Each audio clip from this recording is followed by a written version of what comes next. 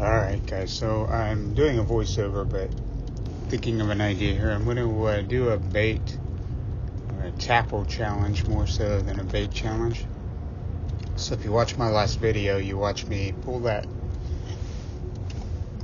rod out of the water that had been there. I don't know how long it had been there, but it had algae and moss and weeds all growing through it.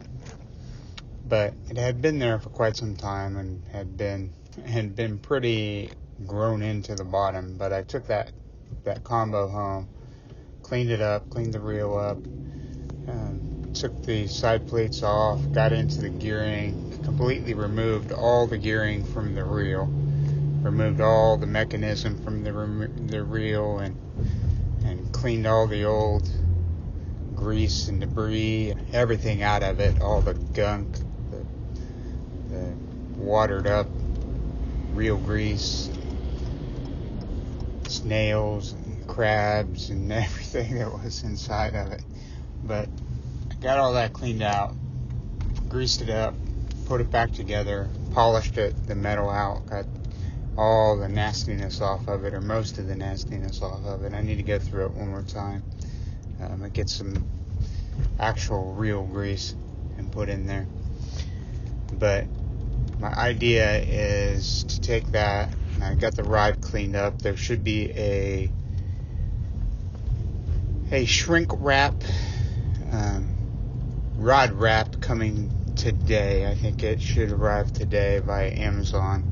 We'll see how that thing is. It was pretty cheap, but it's a foam shrink wrap rod tube.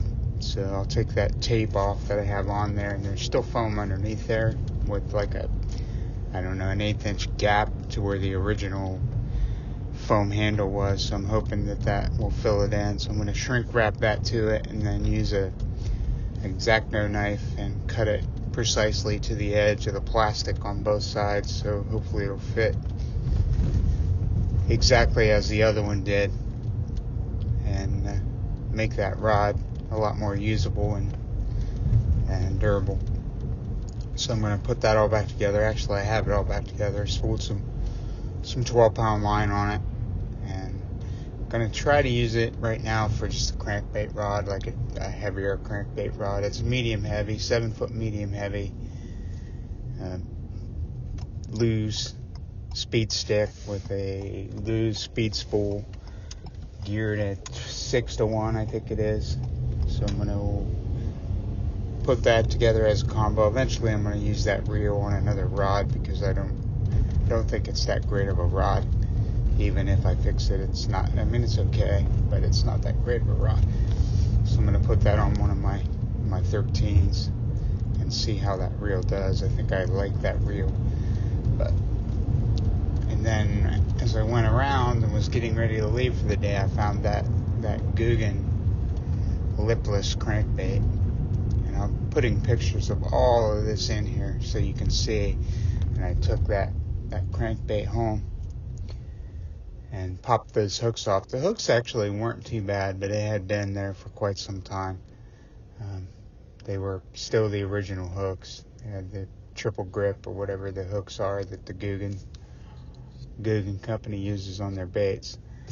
So I took those off and replaced them with Owner ST36s. But I cleaned up the bait, took it in the house and scrubbed it with Dawn dish detergent, got all the gunk off of it, cleaned that thing up. You'd think it was brand new. Picture here. Googan, 6 Sense, and Megabass, they kind of the more popular bait companies that I know that I have baits from. They just blow me away with the finish. The comparative to some of the baits that I used to buy just doesn't compare. Compared to the technology they put into them now, it's just so. That rod, this reel, and this bait, and see if I can completely recycle, other than line, completely recycle lost gear and put some fish on it. So it's a lost gear challenge, if you will.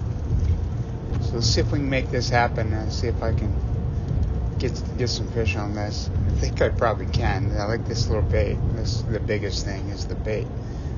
I'm confident in the rod and the reel working, but the bait I'm not 100%. But I think I can probably get it done. So here's a 10-pounder that I'm going to catch on it. Well, bang. So we'll try this out.